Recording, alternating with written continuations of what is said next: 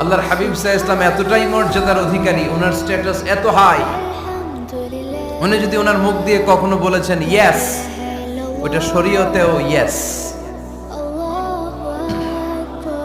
উনি যদি মুখ ফসকে কখনো বলেছেন নো, মানে না, এটা শরীয়তেও না।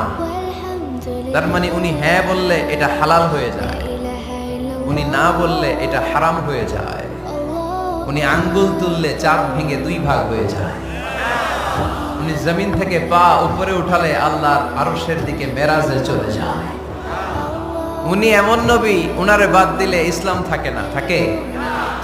উনি এমন রাসূল, উনারে বাদ দিলে কোরআন বোঝা যায় না, কারণ কোরআন ওনার উপর নাজিল করেছে কে? উনি এমন হাবিব, যাকে বাদ দিলে হাদিস বোঝা যায় না, কারণ এই হাদিস হচ্ছে এই প্রিয় নবীর মুখ নিঃসৃত বাণী, ঠিক কিনা? উনি এমন রাসূল, যাকে বাদ দিলে সালাত বোঝা যায় না,